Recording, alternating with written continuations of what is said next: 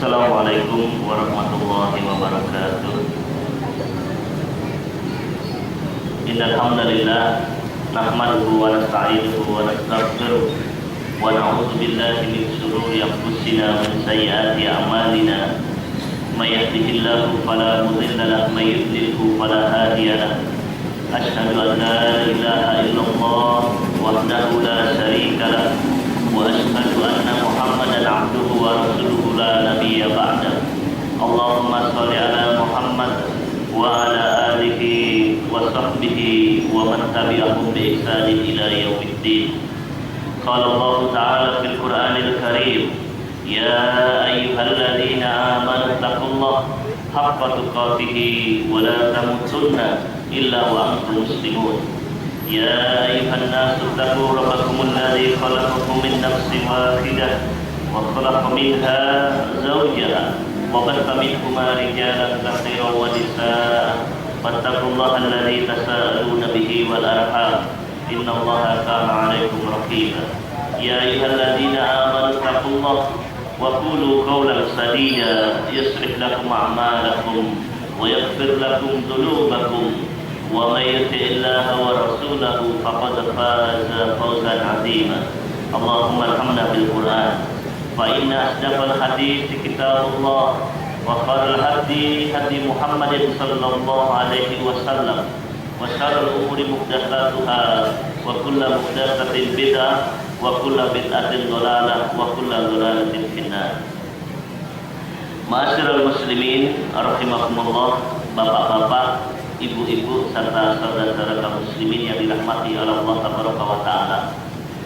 Alhamdulillah bahwa pada pagi hari ini Allah Azza wa Jalla kembali mempertemukan kita di satu majelis yang mulia, yang mudah-mudahan majelis ini bisa memberikan manfaat bagi diri saya pribadi dan bagi bapak-bapak dan ibu-ibu yang hadir di sini semuanya. Kita berharap semoga Allah Azza wa Jalla menjadikan keridhaannya ini sebagai satu-satunya puncak tujuan dari seluruh amal kita di dunia ini. Sehingga ketika kita menjadikan keridhaan Allah Azza wa Jalla ini sebagai satu-satunya puncak tujuan amal kita, maka demi Allah kita tidak akan membutuhkan keridhaan seluruh makhluk Allah, walaupun mereka berkumpul untuk memberikan keridhaannya kepada kita semuanya. Karena bagi kita cukuplah keridhaan Allah Subhanahu wa Ta'ala, itulah yang terindah. Ma'asyiral muslimin arsyadakumullah, pada pagi hari ini kita akan berbincang tentang usul salatah, tiga hal yang mendasar. Tiga hal yang mendasar ini yang kita tahu mungkin sejak kita masih kecil sering diberitahukan sama ustaz kita, sama guru ngaji kita, sama kiai kita, atau mungkin dengan orang tua kita, ya.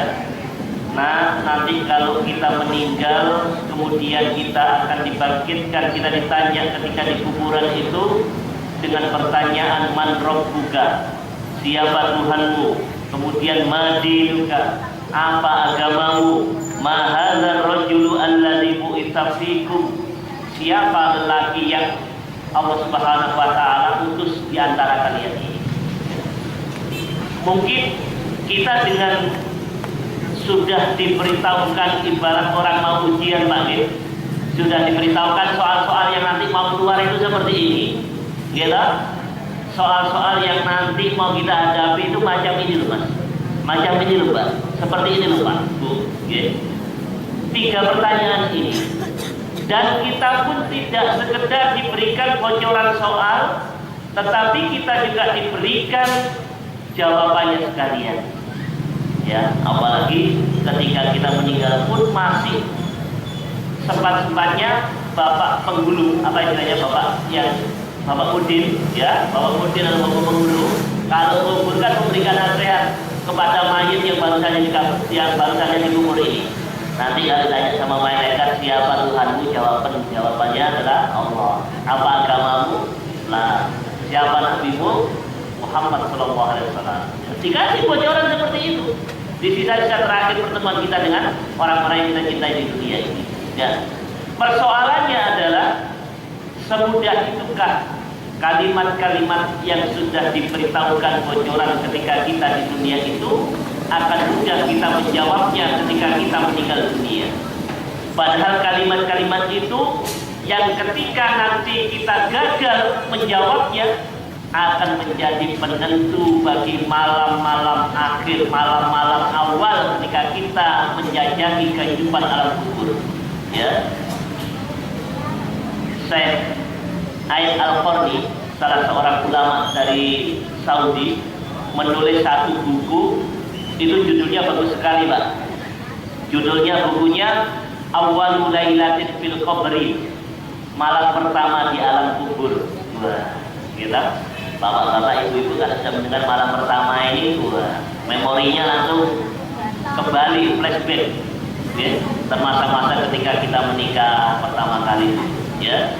Tetapi ini Awwalul Lailatin fil Qabri, malam pertama di alam kubur, di mana malam pertama ini menjadi penentuan apakah kita nanti akan menikmati malam-malam selanjutnya sampai menjelang kiamat itu dengan kenikmatan kubur, atau akan menjadikan malam-malam itu malam yang penuh dengan kengerian karena kita akan merasakan azab kubur sampai datangnya kiamat yang kemudian disambung, yang itu merupakan pengantar dari siksaan di neraka selanjutnya.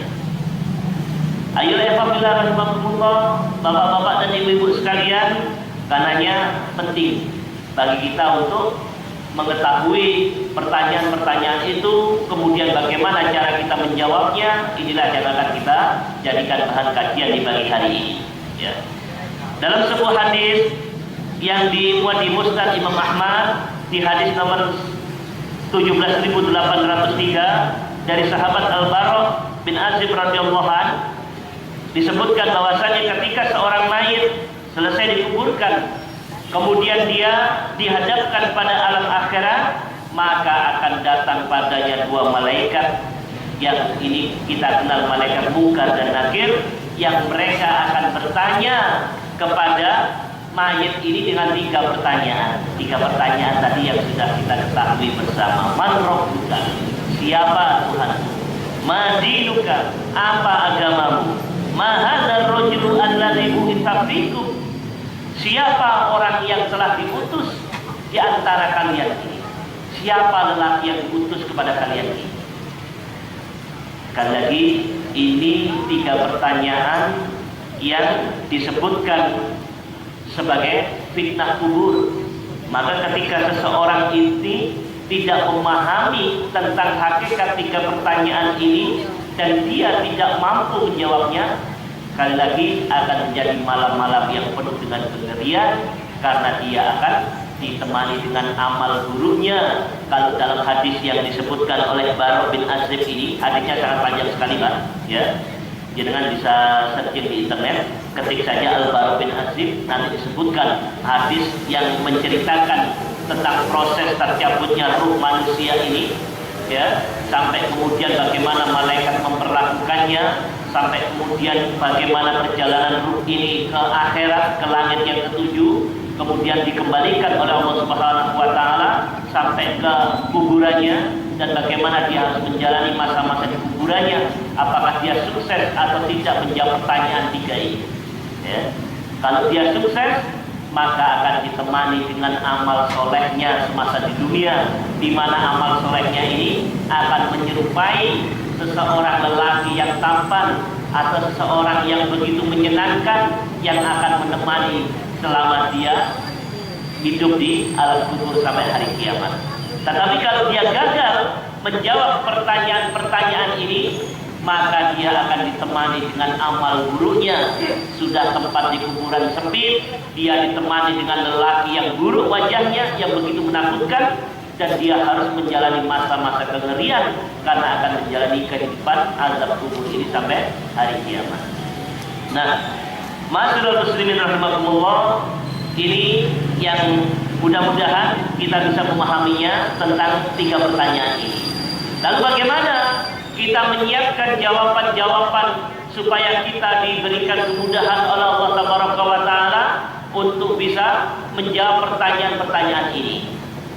Maka seorang alim, yakni Al-Imam Al-Mujaddid Muhammad bin Abdul Wahhab rahimahullah, beliau menulis dalam salah satu kitabnya yang berjudul Al-Thalathatu Usul wa Adilatuha, 3 hal yang prinsip dan dalil-dalilnya. Ya, apa 3 hal yang prinsip ini? 3 hal yang prinsip yang sudah disepakati oleh para ulama. Kemudian Syekh Muhammad bin Abdul Wahhab ini hanya cuma sekedar menjabarkannya. Yang pertama adalah ma'rifatullah. Ini yang pertama, ma'rifatullah, mengenal Allah. Di mana ma'rifatullah ini, mengenal Allah ini wajib bagi seorang muslim, ya. Termasuk nanti juga pembahasannya ma'rifatuddin dan ma'rifatur rasul, mengenal agama dan mengenal rasul. Ini 3 hal yang prinsip yang harus diketahui oleh seorang muslim. Menjadi kewajiban bagi seorang muslim untuk mengetahuinya. Jauh lebih penting dari sekedar ilmu-ilmu dunia. Ini hukumnya fardu ain bagi seorang muslim untuk mengetahuinya. Karena ketika kita tidak mengetahuinya, seperti tadi, kehidupan kita akan menjadi suram, kehidupan di alam kubur maupun kehidupan di akhirat apalagi. Yang pertama adalah ma'rifatullah, mengenal Allah Subhanahu wa taala. Bagaimana mengenal Allah?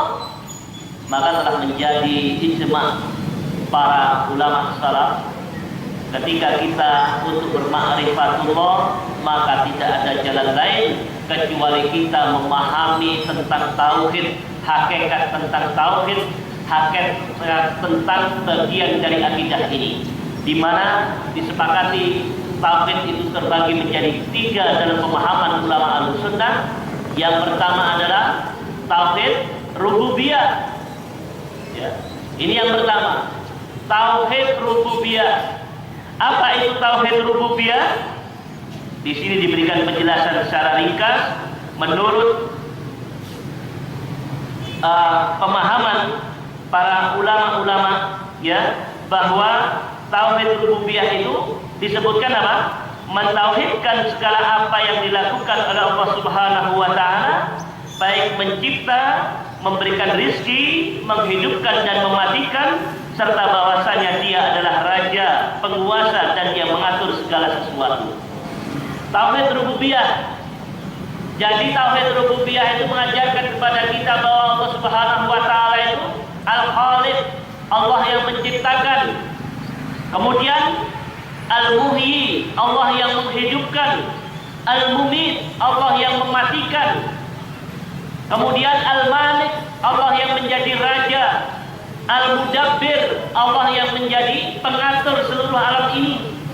Kemudian Ar-Razzaq, Allah yang memberikan rizki.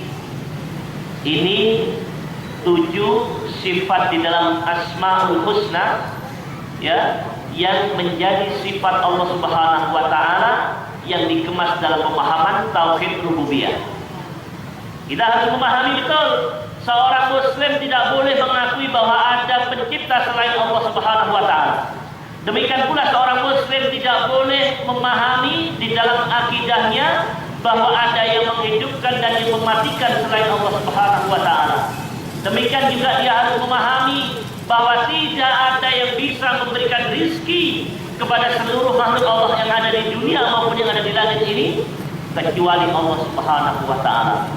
Dan dia juga harus mengetahui bahwa tidak ada yang bisa mengatur alam yang demikian rumit ini, yang demikian sempurna ini, kecuali dengan pengaturan oleh Allah Tabaraka wa taala.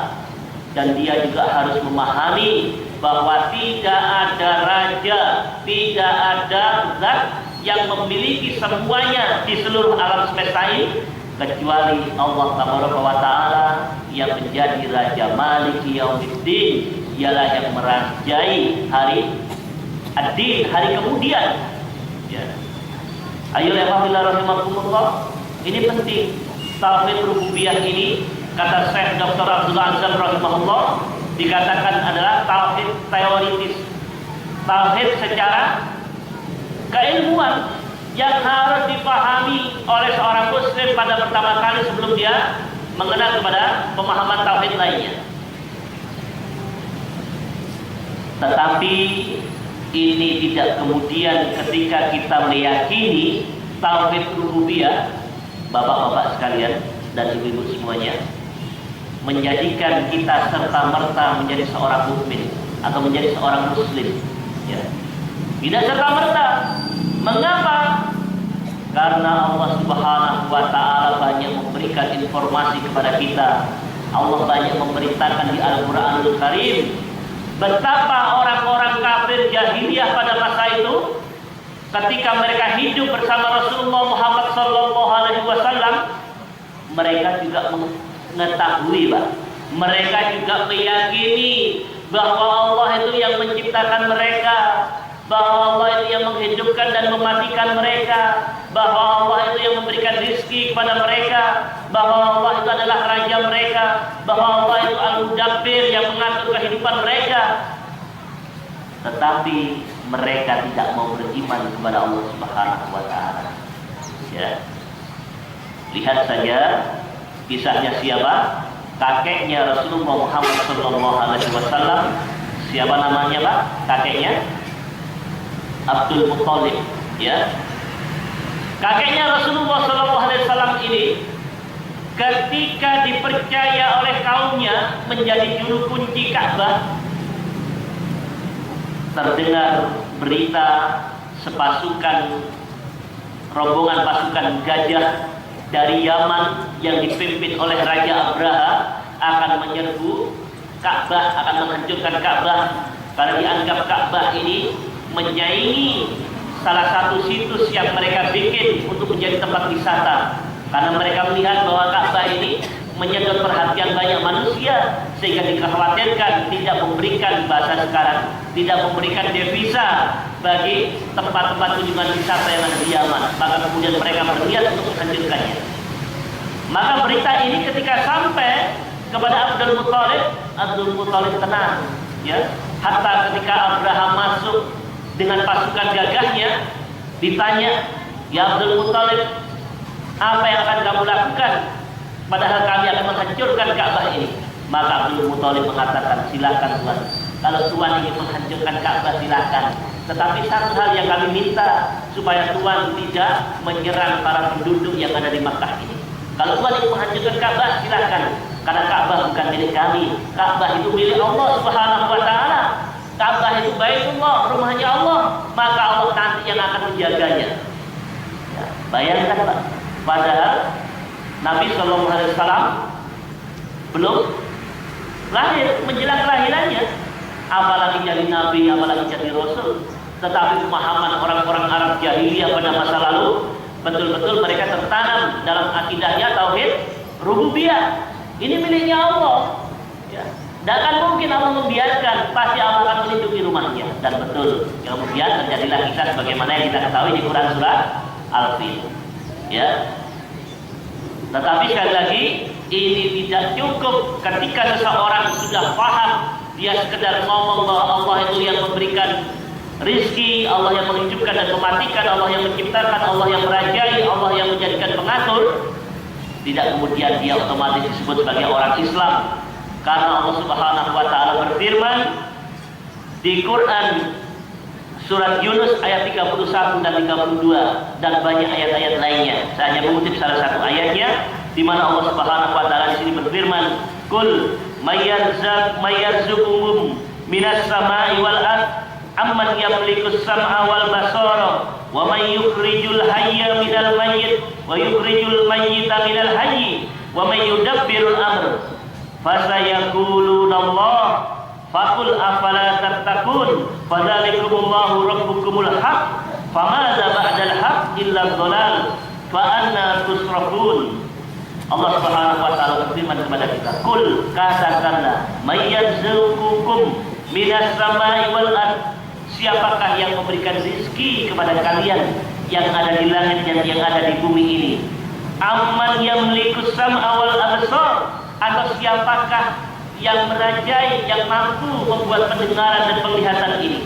Wa may yukhrijul hayy minal mayyit, dan siapakah yang menghidupkan, yang mengeluarkan yang hidup dari yang mati? Wa yukhrijul mayyita minal hayy, dan yang mengeluarkan mati dari yang hidup? Wa may yudabbirul amr, atau siapakah yang mengatur segala urusan ini? Fayaquluna Allah, maka orang-orang kafir itu pasti akan menjawab Allah. Maka Allah mengatakan, faqul afala tattaqun, mengapa kalian tidak mau beriman? Kenapa kalian tidak mau bertakwa? Fadzalikumullahu rabbukumul haq, padahal Dia Allah Subhanahu wa taala adalah bagi kalian adalah Rabbul yang hak, Rabb Tuhan yang hak, Tuhan yang benar. Famadza ba'dal haq illa dhalal, maka tidaklah yang datang setelah kebenaran itu kecuali kesesatan. Fa anna tusrafun, maka bagaimana kamu dipalingkan dari kebenaran itu? Artinya Allah Subhanahu wa taala menegur pemahaman tauhid rububiyah orang-orang kafir pada masa itu, yang mereka mengaku mereka ngerti kalau Allah yang menciptakan mereka, kalau Allah yang memberi makan mereka, kalau Allah yang menghidupkan dan mematikan mereka. Tetapi apa? Mereka tidak mau beriman. Mengapa tidak mau beriman? Karena mereka paham ketika kita diminta untuk mengucapkan dua kalimat syahadat. Syahadat yang pertama yang berbunyi asyhadu an la ilaha illallah, saya bersaksi bahwa tidak ada ilah selain Allah. Ilah di sini mempunyai makna yang luas dan orang-orang Arab itu paham. Ada nawaqidus syahadah, ada hal-hal yang akan membatalkan syahadat, ada hal yang menjadi tuntutan syahadat. Ketika dia mengucapkan dua kalimat syahadat ini, mereka akan diminta untuk menjalankan tauhid uluhiyah. Ini tauhid yang kedua, Pak. Pembahasan kita selanjutnya tauhid uluhiyah, ya. Jadi tidak cukup seorang muslim itu mempunyai tauhid rububiyah. Sampai-sampai dijelaskan oleh Imam Ibnu Qayyim Al-Jauzi rahimahullah. Beliau mengatakan di dalam kitab Madarijus Salikin juz 1 nomor 355. Beliau katakan, seandainya keimanan kepada tauhid rububiyah ini saja dapat menyelamatkan, tentunya orang-orang musyrik telah diselamatkan. Akan tetapi urusan yang amat penting dan menjadi penentu adalah keimanan kepada tauhid uluhiyah, yang merupakan pembeda antara orang-orang musyrikin dan orang-orang yang mentauhidkan Allah Subhanahu wa taala. Ya. Bahkan dengan tegas Syekh Muhammad bin Abdul Wahhab rahimahullah ini mengatakan apa? La yastaqimul Islam insanun walau ahadullah wa taraka syirku illa bi adawatil musyrikin wa tasrihul adawah wal kufr.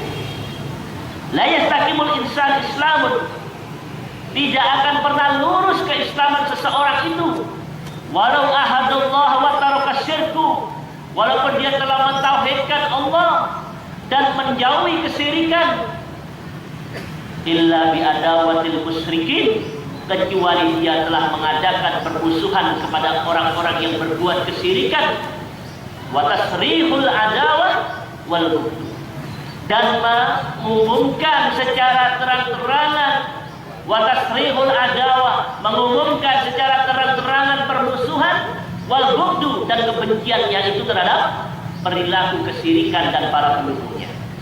Ya. Jadi ini penting bapak-bapak dan ibu-ibu sekalian, supaya kita tidak sekedar percaya dengan tauhid rububiyah, karena itu tidak menjamin keislaman kita, pun juga tidak menjamin keimanan kita. Mari kita masuki pembicaraan yang kedua, tauhid uluhiyah. Tauhid uluhiyah ini, ya, disebutkan adalah tauhid ibadah yang merupakan konsekuensi dari tauhid rububiyah. Kata Syekh Abdul Azzam rahimahullah dalam kitab Tarbiyah Jihadiyahnya juga disebutkan apa? Bahwa tauhid uluhiyah ini adalah tauhid aplikatif, tauhid yang mampu merealisasikan seluruh pemahaman kita tentang tauhid rububiyah. Contoh, Pak, ya.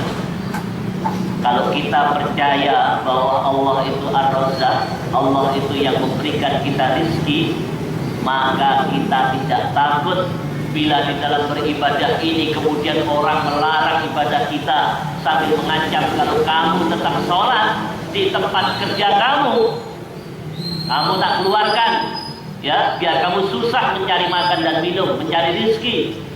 maka seorang muslim tidak takut dengan gertaan seperti itu. Dia akan bangga, akan dengan tegas mengatakan apa? Allahu ar-Razzaq, Allah yang memberikan rizki. Allah yang memberikan rizki kepada kami. Bukan majikan tempat kita bekerja, bukan bos kita, bukan pimpinan perusahaan kita, tetapi Allah Subhanahu wa taala yang memberikan rizki. Ini tauhid uluhiyah. Ya. Ada satu kisah bapak-bapak dan ibu-ibu sekalian, ketika ada seorang muslim mujahid, dia berjihad ketika itu pas ramai masa konflik yang ada di Maluku pada tahun sekitar 2000-an, ya. Dia berjihad sampai kemudian dia meninggal dunia. Semoga Allah mencatatnya sebagai seorang syuhada atas kesungguhan jihadnya. Allah.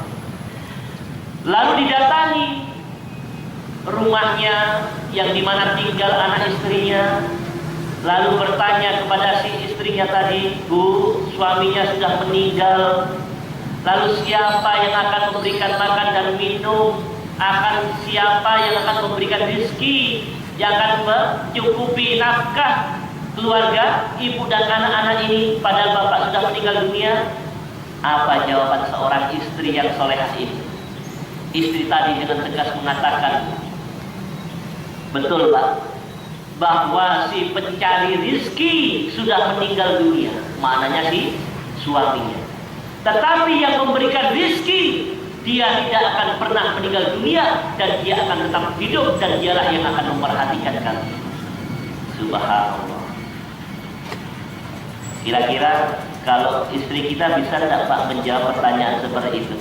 Ya, ditinggal mati oleh jenengan, bapak-bapak, ibu-ibu mampu menjawab dengan kalimat yang sama seperti itu? Yang mencari rizki memang sudah meninggal, tapi yang memberikan rizki tidak akan pernah meninggal, pasti akan memberikan rizki kepada kita, yakni Allah Subhanahu wa ta'ala. Ya, aduh Pak, gimana ojo mati sih Pak, sampai turun duit tabungan gitu. Iki ya apa anak dhewe cilik Pak, ojo mati dhisik, sak guru sugih, nek sugih mati-mati ora apa-apa Pak. Ya. Ya, orang sekarang ini kalau miskin jangan mati. Ya gimana? Harus nanti nanggung kalau ada masih kebiasaan tahlilan dan sebagainya, ya. Kasihan. Ya. Saya pernah hidup di daerah perbatasan Malaysia, Pak. Kumpul sama orang-orang Dayak di daerah pedalaman sana. Ya. Mereka mayoritas orang-orang Kristen. Terus pas kebetulan ada salah satu warga mereka meninggal. Subhanallah, keluarga yang berduka ini diharuskan menanggung makan orang satu desanya, di mana orang satu desa ini menurut adat mereka ketika ada salah satu yang meninggal dunia, mereka tidak boleh bekerja selama 1 minggu. Lalu dari mana mereka makan dan minum? Ditanggung sama keluarga yang meninggal ini. Masya Allah. Nah, sampai ngomong sama teman, wah di sini kalau belum kaya, kalau miskin jangan mati dulu lah. Ya, nah gimana? Disuruh menanggung kehidupan orang satu desa, makan minumnya, ya toh, selama 1 minggu, padahal mereka belum lagi untuk mengurusi biaya pemakaman yang sangat mahal di daerah tersebut. Ini satu contoh. Atau bagaimana contoh lainnya? Ketika mengetahui al-muhyi wal mumit, yang menghidupkan dan yang mematikan itu adalah Allah Subhanahu wa ta'ala. Ada cerita di Afghanistan ketika pada masa perang melawan Rusia, ya, salah seorang pimpinan komandan mujahidin di Afghanistan ini ketika mau terjadi perang ini diingatkan sama anak buahnya, Pak Komandan, sampai tidak usah maju. Loh kenapa? Sampai ini jadikan sasaran utama, mau dibidik yang pertama kali oleh musuh-musuh itu, oleh Rusia itu. Sampai tidak perlu maju, biar kami para anak buah ini yang maju di depan. Ya, maka apa jawaban si komandan ini atas nasihat anak buahnya ini? Dia membacakan ayat Allah Subhanahu wa ta'ala, wa ma kana li nafsin an tamuta illa bi idznillah kitaban muajjalah, dan tidaklah sesuatu itu yang bernyawa pasti akan mati kecuali sebagai satu ketetapan yang telah ditentukan oleh Allah Subhanahu wa ta'ala. Ya. Artinya apa? Dengan tauhid uluhiyahnya dia yakin walaupun 1000 peluru diperondongkan kepada dia, Tapi kalau tidak ada satu peluru yang namanya tertulis di peluru itu, pasti dia akan masih hidup. Dan ini pemahaman uluhiyah, Pak, yang harus dimiliki oleh seorang muslim. Ya, dia harus yakin bahwa Allah yang memberikan rezeki itu hanya Allah, bukan lainnya. Yang bisa menghidupkan dan bisa mematikan itu hanya Allah, bukan lainnya. Nah, ini harus kita paham. Ya, ini penting. Yang mengatur dunia dan seisinya ini adalah Allah Subhanahu wa Ta'ala. Yang paling berhak mengatur, yang menjadi mudabbir di seluruh dunia ini adalah Allah Subhanahu wa Ta'ala. Maka menjadi kesombongan yang luar biasa kalau tiba-tiba ada seorang muslim ya toh merasa paling pintar mengatur dunia ini. Sudah hukum Allah ini tidak pas sama dunia ini, ya kita buat aturan sendiri karena kita tahu bagaimana kehidupan masyarakat sini. Ini kan sama saja menghina Allah, Pak, Bu, Kok sepertinya Allah ini bodoh, mohon maaf, ya? Kok sepertinya Allah ini tidak paham? Lawan Allah ini yang menghidupkan dan yang mematikan kita, Allah ini yang membuat kita. Masa Allah tidak ngerti kelemahan dan kekurangan kita? Ya, aneh. Giliran kita minta rezeki, mintanya kepada Allah. Ya Allah, berikan aku rezeki, ya Allah. Luluskan anak saya, berikan kelancaran rezeki kepada rumah tangga kami. Tapi giliran Allah minta supaya hukumnya diberlakukan di dunia ini, supaya Allah minta agar syariatnya ditegakkan di dunia ini, kita menolak. Nah, ini kan kesombongan, kekurang ajaran luar biasa, Pak. Kira-kira kalau ada seseorang, Pak, penjenengan, Pak, kalau nyuwun tulung kok nggih dibantu niki-niki. Oh ya, tidak apa-apa, Pak. Butuh apa sampean tidak bantu, ya. Nah, sekarang giliran jenengan minta kepada si orang yang minta tolong tadi. Pak, saya minta tolong ini sepedanya tolong dipinggirkan arah sini. Wah, tidak mau, sampai yang tukang parkir yang ngatur-ngatur aku, umpamanya seperti itu. Kira-kira jenengan gimana, Pak? Oh, Masya Allah, ya, cukup sekali air, ya, seperti itu. Baik, masyarakat muslimin rahimakumullah, ini penting, tauhid uluhiyah, ya. Tauhid uluhiyah ini apa dalilnya?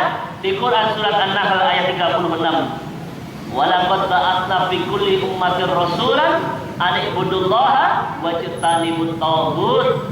Dan sungguh kami telah mengutus kepada umat ini seorang rasulan an ibudullaha wajtanibut taghut. Apa yang diperintahkan oleh Allah kepada setiap rasul yang diutus kepada kaumnya ini? An ibudullah, untuk beribadah kepada Allah, untuk menyembah kepada Allah, wajtanibut taghut, dan menyembah dan menjauhi taghut, ya. Jadi kalau kalimat la ilaha illallah itu tidak ada ilah, ini adalah kalimat an-nafi, menafikan, pengingkaran. Tidak ada ilah, tidak ada sesuatu yang paling berhak mengatur dunia ini dan sebagainya. Tidak ada hal yang bisa kita jadikan hukum dan sebagainya illallah, kecuali Allah Subhanahu wa Ta'ala. Ini ada kalimat isbat, penetapan, ya. Jadi ini penting.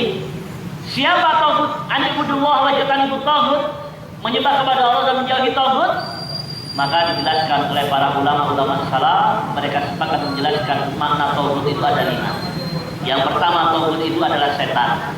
Yang kedua, taghut itu adalah dukun. Yang ketiga, taghut itu adalah orang yang rela untuk diibadahi, yang rela dijadikan sesembahan, maka dia menjadi taghut.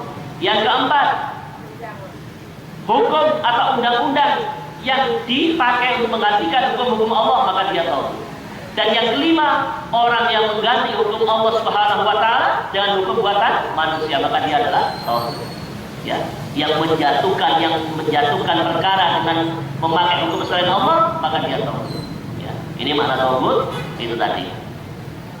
Ayolah rahimakumullah, maka dijelaskan oleh Kamila Al-Kiwari hafizahullah. Beliau mengatakan makna tauhid uluhiyah adalah mengesahkan Allah Ta'ala dalam beribadah, dalam ketundukan dan ketaatan secara mutlak.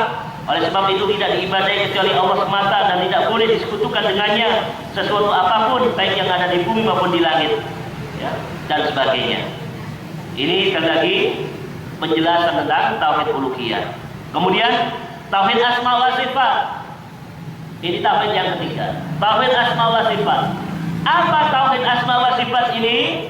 Dikatakan pengertian dari tauhid asma wa sifat adalah menetapkan nama-nama dan sifat-sifat yang telah Allah tetapkan untuk dirinya, baik itu disebutkan di Al-Quran maupun As-Sunnah, sesuai dengan kebesaran dan keagungannya, dengan tanpa mengubah, meniadakan, menyerupakan, dan mengilustrasikan keadaannya.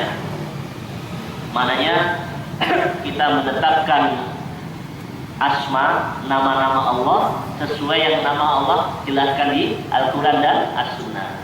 Ya, asmaul husna, asma wa sifat, dan sifat-sifat Allah pun juga demikian.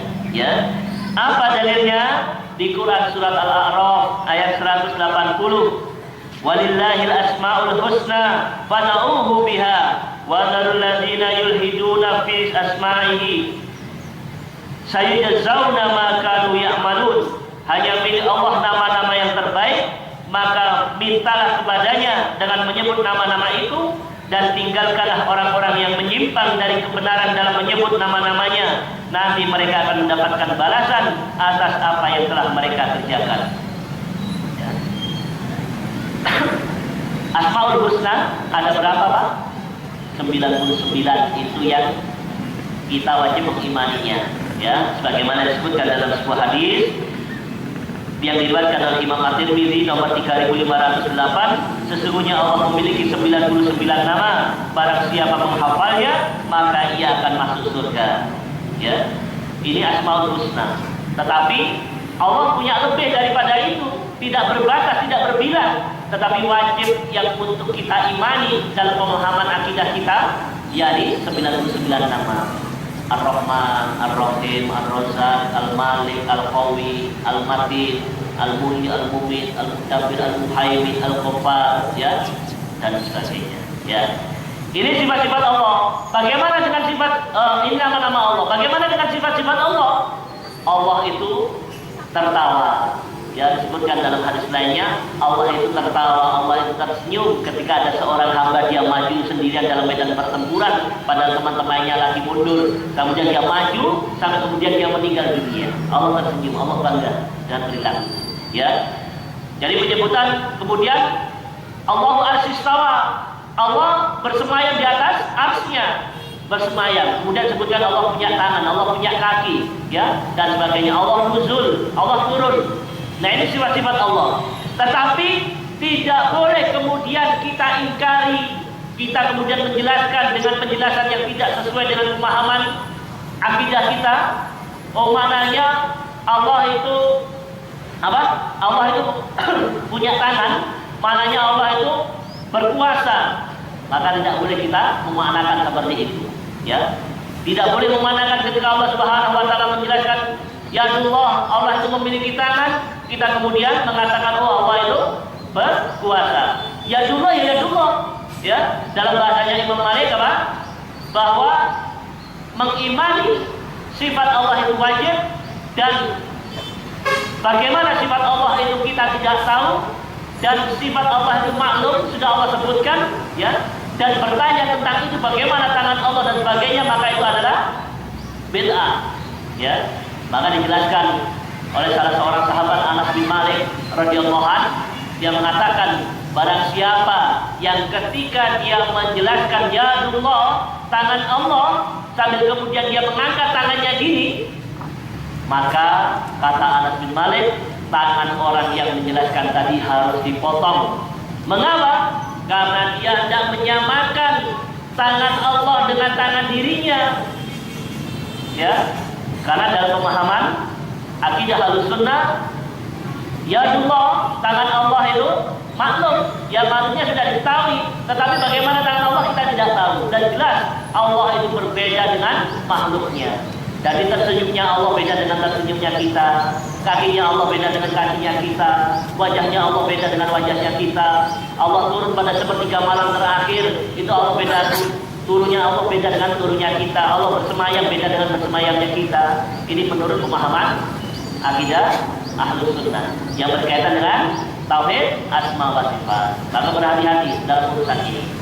Jadi masalah muslim rahimakumullah, ini bila kita berbicara tentang ma'rifatullah, tadi apa? Tauhid rububiyah, tauhid uluhiyah, tauhid asma wa sifat, ya.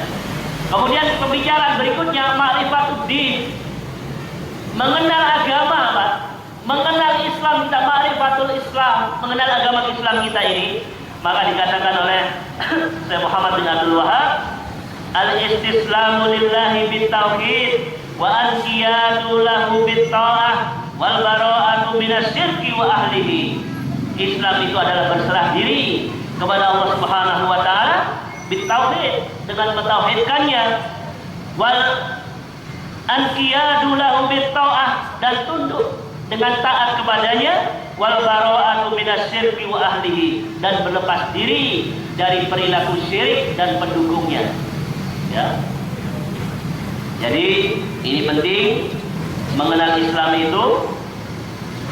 Mungkin untuk penjelasannya bisa diringkas dengan dalil di Quran surat Al-Mujadilah ayat 22, di mana Allah Subhanahu wa taala menjelaskan bagaimana di ayat ini, la tajidu qauman yu'minuna billahi wal yaumil akhir yuwadduna man haddallaha wa rasulah. Kamu tidak akan pernah menemui satu kaum, kata Allah, yang beriman kepada Allah dan Rasulnya, yang beriman kepada Allah dan hari akhir, yuwadduna man haddallaha wa rasulah, yang mereka itu apa? Memusuhi Allah dan Rasulnya. Walau kana aba'uhum, walaupun mereka ini, maknanya kita tidak akan pernah ketemu orang yang beriman kepada Allah dan hari akhir akan berkasih sayang dengan orang-orang yang memusuhi Allah dan Rasulnya. Walau kana aba'uhum, walaupun mereka ini bapak-bapak mereka, au abna'ahum, atau anak-anak mereka, au ikhwanahum, atau saudara-saudara mereka, au asyiratahum, atau keluarga mereka. Ulaika kataba fi qulubihimul iman, mereka itulah yang Allah telah tetapkan keimanan dalam dirinya, wa yadahum biruhim min, dan Allah tetap kuatkan, ya. Wa adkhuluhum jannatin tajri min tahtihal anhar, dan Allah masukkan kepada mereka surga yang mengalir di bawahnya sungai-sungai khalidina fiha radhiyallahu anhum wa radu'an. Mereka kekal di dalamnya dan Allah ridho kepada mereka dan mereka juga ridho kepada Allah Subhanahu wa taala. Ulaika hizbullah, mereka inilah hizbullah. Ala inna hizbullahi humul muflihun. Ingatlah sesungguhnya hizbullah inilah yang akan mendapatkan kebenaran. Jadi ma'rifatul Islam, mengenal Islam. Islam itu tingkatannya ada Islam, iman, dan ihsan. Demikian pula rukun-rukunnya. Tiap-tiap tingkatan ini memiliki rukun. Ada rukun Islam. Ada berapa, Pak, rukun Islam? Ada 5. Rukun iman ada 6. Ya tak? Nah, ini harus kita ketahui. Dan ini adalah agama kita, agama yang paling sempurna. Allah Subhanahu wa taala telah turunkan di Quran surat Al-Maidah ayat 3. Wa may yabtaghi ghairal islam Al-yawma akmaltu lakum dinakum wa atmamtu alaikum nikmati wa raditu lakumul Islam dinan. Pada hari ini telah aku sempurnakan bagimu agamamu dan telah aku ridhoi Islam sebagai agamamu. Ya. Jadi Allah sudah memberikan stempel resmi, Pak. Ini agama resmi dari Allah Subhanahu wa taala. Ya. Maka aneh kalau kemudian orang tidak bangga dengan agamanya. Wa may yabtaghi ghairal islami dina fala yuqbala minhu wa huwa fil akhirati minal khasirin. Barang siapa yang mencari agama selain Islam, ya, wa may yabtaghi ghairal islami dina, mencari selain Islam sebagai agamanya, wala yuqbala minhu, maka sekali-kali tidak akan diterima amalan-amalannya ini, ya, dan dia di akhirat termasuk orang-orang yang merugi. Umar bin Khattab radhiyallahu anhu mengatakan dalam salah satu asarnya, dia mengatakan, nahnu qaumun a'azzanallahu bil Islam famata ibtaghaina bi ghairil Islam azzanallah. Kami adalah satu kaum yang Allah telah memuliakan kami dengan Islam, maka ketika kami mencari kemuliaan selain dari Islam, azzanallah, maka Allah akan menghinakan kami, Allah akan merendahkan kami. Ya, harus bangga, Pak, dengan menjadi seorang Muslim. Ibu-ibu harus bangga menjadi seorang Muslimah, karena ini agama yang akan menyelamatkan Bapak Ibu sekalian nanti ketika di akhirat. Ya, maka tidak boleh kemudian kita tertipu. Ya, hari ini yang paling ramai adalah isu mengenai Syiah. Masih banyak di antara kita memahami bahwa itu Syiah bagian dari Islam. Dia adalah aliran dari Islam itu sendiri. Bukan. Islam adalah Islam, Syiah adalah Syiah. Dan Syiah sudah kharij minal millah. Dia keluar dari tim ini karena dia memiliki pemahaman beda. Mereka dengan berani mengatakan bahwa Quran yang ada di tangan kita ini adalah Quran yang tidak seperti Quran yang diturunkan oleh Allah kepada umatnya. Mereka memiliki Quran sendiri dan mereka sholatnya beda dengan sholat kita, azannya beda dengan azan kita. Bahkan salah satu dari aliran Syiah itu sendiri mereka mengatakan apa? Malaikat Jibril itu keliru di dalam menurunkan wahyu, menyampaikan wahyu. Seharusnya kepada Ali bin Abi Thalib, bukan kepada Nabi Muhammad. Ini cagelan Pak ya. Lelucon kayak air ting-ting saja. Ya alamat palsu. Kok kayak sepertinya malaikat Jibril ini tidak ngerti. Ya kan? Kok mesti malaikat Jibril harus bawa GPS yang lalu ketinggalan sehingga nyampe kepada Muhammad, seharusnya kepada Ali bin Abi Thalib. Nauzubillah min dzalik. Ya, ini pemahaman sesat mereka. Maka bagaimana kita akan bertemu akidah ini dengan mereka? Ya, padahal hari ini mereka telah memusuhi saudara-saudara kita kaum muslimin yang ada di bumi Syam. Bumi Syam ini bumi yang diridhoi oleh Allah, Pak. Bumi masa depan kaum muslimin. Bumi yang Allah menjanjikan ketika seluruh dunia kena fitnah, kecuali di bumi Syam, karena Allah telah menjaga penduduk Syam ini. Mana Syam itu? Syam hari ini terpecah menjadi 4 negara, yakni Palestina, Yordan, Suriah, dan Lebanon. Ya. Nah, di Suriah ini mereka terang-terangan memerangi saudara-saudara kita kaum muslimin yang ada di sana. Orang-orang Syiah dari Irak yang mereka adalah Syiah Isna Asy'ariyah. Mereka mengirimkan pasukan garda revolusinya untuk membunuh saudara-saudara kita kaum muslimin yang ada di Suriah. Kemudian ada Syiah Nusairiyah, Syiah yang ada di Suriah sendiri, yang memahami bahwa seseorang tidak mati tetapi dia akan mengalami reinkarnasi seperti pemahaman agama lain. Nauzubillah min dzalik. Dan mereka memerangi saudara kita. Kemudian Syiah Houthi yang ada di Yaman memerangi saudara kita yang ada di Suriah. Kemudian Syiah yang ada di Irak, Nuri al-Maliki, Syiahnya Muqtada al-Sadr yang ada di Irak memerangi saudara kita yang ada di Suriah. Kemudian dibantu lagi dengan Syiah Hizbullah yang ada di Lebanon, yang pimpinan Hasan Nasrullah. Nauzubillah min dzalik. Allah Subhanahu wa taala tadi sebutkan ulaika Hizbullah, mereka itu adalah Hizbullah. Tetapi untuk Syiah yang menamakan diri Hizbullah, kita katakan mereka bukan Hizbullah. Kalau mereka nyebut Hizbullah, tidak akan memerangi saudara kita kaum muslimin, tidak akan menghancurkan masjid-masjid kaum muslimin. Mereka adalah Hizbus Syaitan, kelompoknya setan. Dan Hasan Nasrullah, dia tidak layak menyandang nama Hasan Nasrullah, tetapi dia adalah Hasan Nasrul Basar, Hasan yang menolong Basar, bukan Hasan yang menolong Allah Subhanahu wa taala. Ini Pak.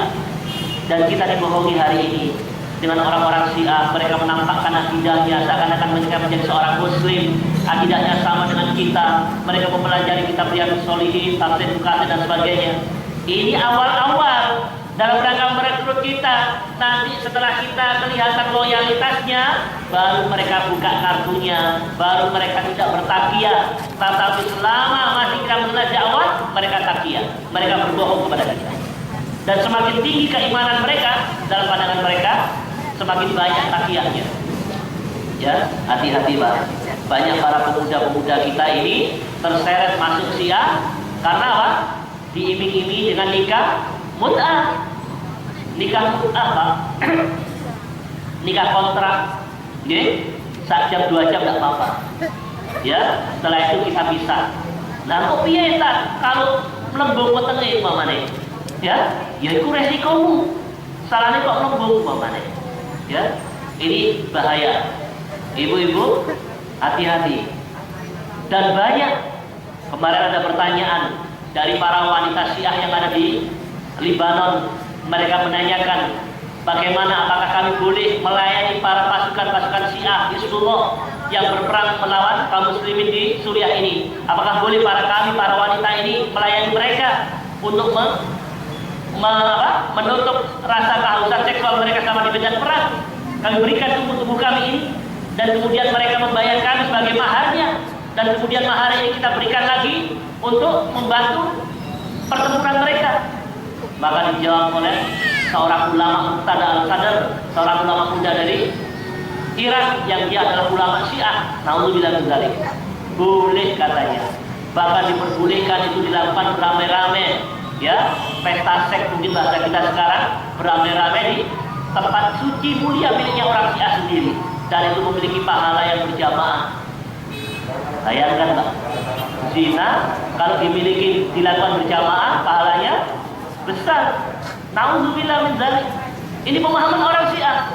Ya, hati-hati Bapak Ibu sekalian. Ada kasus di Bandung tahun sekitar 80-an, ya. Jadi Syiah di Indonesia ini banyak. Salah satu tokohnya adalah Jalaluddin Rahmat, yang dia sekarang mohon maaf diusung oleh PDIP menjadi caleg untuk DPR pusat. Dan mereka mulai menguasai sekarang orang-orang Syiah ini. Ada kasus tahun 80-an, seorang muslimah, tampilannya muslimah, perempuan pakai cadar, tertutup rapat auratnya, dia mendatangi dokter spesialis penyakit kelamin. Dokter ini heran, kok punya pasien seperti ini. Kemudian diperiksa, ya, ternyata kesimpulannya bahwa ibu ini terkena penyakit kelamin. Dokter heran, bagaimana mungkin seorang muslimah pakai cadar lagi kok kena penyakit kelamin? Ditanya, ibu ini rajin aktif ngaji ya? Dokter ini kenapa kok tanya-tanya itu, apa hubungannya? Udah Bu, karena nanti ada hubungannya, saya akan ceritakan nanti. Iya, saya aktif ngaji. Sama ustaz ini ya, disebutkan ustaz Syiah. Kok Anda tahu kalau saya ngaji sama ustaz ini? Nah, sekarang saya akan buka kartunya. Ibu orang Syiah kan? Ibu melakukan praktek nikah mut'ah kan? Iya. Dan sekarang ibu merasakan akibat nikah mut'ah itu. Ibu terkena penyakit kelamin akibat gonta-ganti pasangan. Ibu ini kaget, tidak terima dengan keterangan si dokter tadi ini. Dia marah. Tidak mungkin nikah mut'ah ini ibadah. Tidak mungkin Allah menurunkan penyakit yang kotor ini kepada saya. Tapi inilah, ya, ini realitanya, Bu. Ibu bisa baca sendiri, dan ibu merasakan sendiri betapa sakitnya ibu hari ini. Ya. Ma'asyiral muslimin rahimakumullah. Maka berhati-hatilah. Sepakat bahwa tidak dibenarkan dalam pandangan akidah kita kaum muslimin melakukan nikah mut'ah. Dia adalah nikah yang diharamkan karena dia tidak bedanya dengan pelacuran, dan tidak ada yang dihindarkan dan tidak ada yang direndahkan kecuali wanita dalam kasus nikah mut'ah itu. Ya, naudzubillah min dzalik. Maka mari sekali lagi kita kembali mengenal agama kita ini supaya kita tidak tertipu oleh agama-agama lainnya. Dan pemerintah Iran sangat gencar memberikan tawaran-tawaran beasiswa kepada anak-anak kaum muslimin. Ada seorang kiai NU, beliau cerita kepada saya, dia ingin menyekolahkan anaknya ke luar negeri, dia ingin minta beasiswa dari negara-negara Timur Tengah. Maka kemudian dia membuat surat permohonan kepada kedutaan Timur Tengah, negara-negara Timur Tengah yang ada di Jakarta. Subhanallah, yang paling cepat menjawabnya adalah pemerintah Iran. Mereka langsung kontak kiai, kita turuti, anak kiai mau kita berikan beasiswa sekolah. Sekolah di mana? Sekolah di Qum, kiai. Kiai tidak mau, karena tahu di Qum ini pusatnya Syiah, dan banyak mahasiswa Indonesia yang mereka tahu beasiswa sekolah di kota Qum yang ada di Syiah sana, yang ada di Iran sana. Dan ketika mereka balik, mereka sudah menjadi agen-agen Syiah dari pemerintah Iran. Ya. Ini bahaya, Pak, Syiah ini. Betul bahaya. Bahkan Syekhul Islam Ibnu Taimiyah rahimahullah mengatakan Syiah ini lebih berbahaya daripada Yahudi dan Nasrani, dan kesirikan dan kekafiran mereka jauh lebih berbahaya daripada musuh-musuh Islam yang telah memerangi mereka. Kalau bapak-bapak mungkin ada sesi tersendiri bagaimana kejamnya mereka kepada kaum muslimin yang ada di Suriah, masya Allah, betul-betul kita akan mempercayai ucapan dari Syekhul Islam Ibnu Taimiyah rahimahullah ini. Baik, karena waktunya. Kemudian yang terakhir, ma'rifatul Rasul, mengenal Rasul, Pak. Ya, siapa Rasul kita? Muhammad sallallahu alaihi wasallam. Ya, Allah Subhanahu wa taala sudah tegaskan di Quran surat As-Saff bagaimana Nabi Isa alaihissalam ketika menyampaikan kepada Bani Israel, ya, telah akan datang Rasul sepeninggalku yang namanya Ahmad. Ahmad ini siapa? Ya Muhammad. Ahmad ini terpuji, Muhammad orang yang terpuji. Ya, jangan kemudian menisbatkan ayat di Quran surat As-Saff ini dengan penamaan kepada nabi-nabi baru sesudahnya. Nauzubillah min dzalik. Mirza Ghulam Ahmad. Ini nabi palsu. Ahmadiyah, kita sepakat ya, kafir, di aliran sesat. Karena apa? Memahami bahwa ada nabi baru setelah Rasulullah Muhammad SAW. Dan banyak nabi-nabi lainnya yang bermunculan. Bahkan pada masa pemerintah Abu Bakar As-Siddiq radhiyallahu anhu muncul nabi baru. Siapa? Musailamah Al-Kadzdzab. Dan Musailamah Al-Kadzdzab ini tidak sendiri mengaku nabi. Ada perempuan lain juga mengaku nabi, kemudian dinikahi sama Musailamah. Ya, padahal ada tulisan ya, jeruk dilarang makan jeruk. Betul ya? Nabi nikah sama nabi, nabi palsu lagi semuanya. Ya, ini wajib diperangi. Bahkan 2 atau 3 tahun kemarin ada orang Surabaya, ya, ngaku jadi nabi. Dia dapat wahyu di Kebraun katanya. Kemudian ditugaskan sama Allah Subhanahu wa taala, ya, katanya dia harus berdakwah di daerah Tulungagung. Masya Allah, ini dunia semakin gila. Ya toh? Banyak nabi palsu, ya. Sampai-sampai ada satu anekdot, ya, di rumah sakit jiwa. Anekdot seorang dokter ini punya pasien gila. Dokter ini ngetes apakah pasien saya sudah waras apa belum.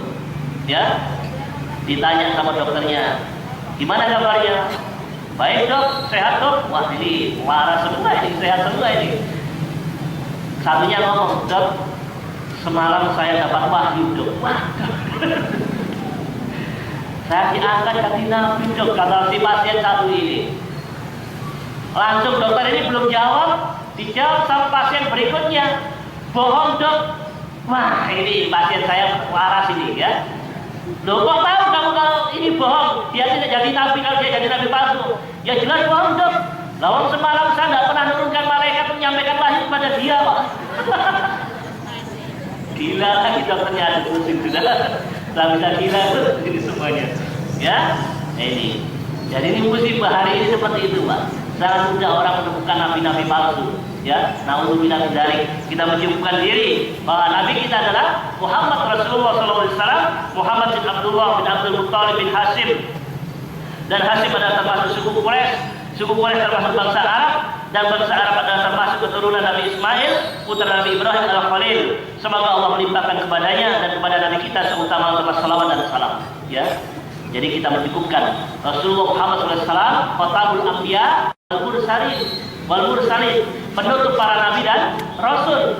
Tidak ada nabi dan rasul sudah itu. Wajib kita imani seperti itu.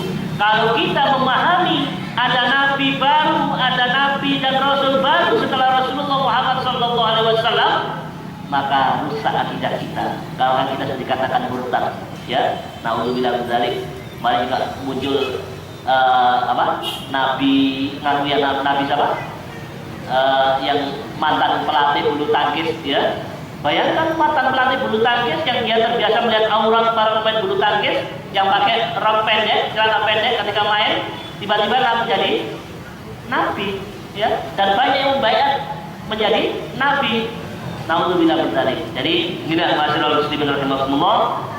3 hal yang penting untuk kita ketahui bersama, sehingga nantinya ketika kita dimatikan oleh Allah Subhanahu wa taala dengan pemahaman yang benar ini, kita akan mudah bisa menjawab pertanyaan-pertanyaan tadi. Sebagaimana Allah Subhanahu wa taala jelaskan di Quran surah Ibrahim ayat 27, "Yusabbitullahu allazina amanu bil qawli tsabiti fil hayatid dunya wa fil akhirah wa yuzillullahu adh-dhalimin wa yaf'alullahu ma yasha." Allah menumbuhkan iman orang-orang yang beriman dengan ucapan yang teguh dalam kehidupan di dunia dan di akhirat, dan Allah menyesatkan orang-orang yang yang zalim dan berbuat apa yang dia kehendaki.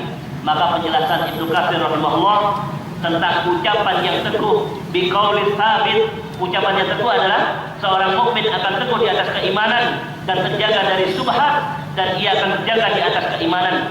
Sedangkan di akhirat ia akan meninggal dalam keadaan husnul khatimah, dalam keadaan beriman dan bisa menjawab 3 pertanyaan itu.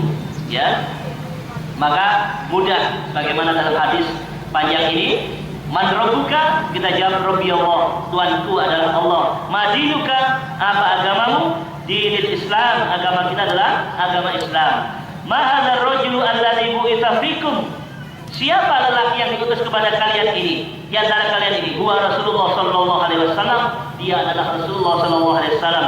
Wa ma ilmuka, bagaimana kamu kok tahu? Ya, qara'tu kitabullah fa amantu bihi wa sadaqtu. Aku telah membaca kitabullah, kemudian aku mengimani dan kemudian aku membenarkan.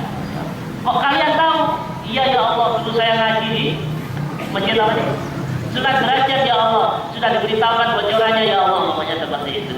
Ya, jadi masyaallah muslimin rahimakumullah itu. Maka naudzubillah, kalau kita umpamanya ngajinya ngantuk, tidur, ya. Ditanya tadi tidak ngerti, apa juga tidak kaji ke tempat lainnya, ya, maka mungkin kita menjawab seperti di dalam hadis ini, la adri, aku tidak tahu, ya, maka jawaban aku tidak tahu ini bagi malaikat, lah kan dia, jadi kami ngaji nang dia, wah, ya, maka inilah musibah bagi kita kalau kita tidak bisa menjawab pertanyaan-pertanyaan ini. Baik, masyaallah muslimin rahimakumullah. Ini pertemuan kita pada hari ini, dan saya buka forum pertanyaan sebagaimana diinginkan oleh panitia. Monggo Pak. Demikian apa yang disampaikan oleh Ustaz tadi. Barangkali ada yang perlu ditanyakan dari Bapak dan Ibu berkenaan dengan materi yang disampaikan oleh Ustaz Wati. Monggo. Ada pertanyaan? Dicukupkan? Cukup ya? Ya. Ustaz, mohon ditutup dengan doa. Sedikit.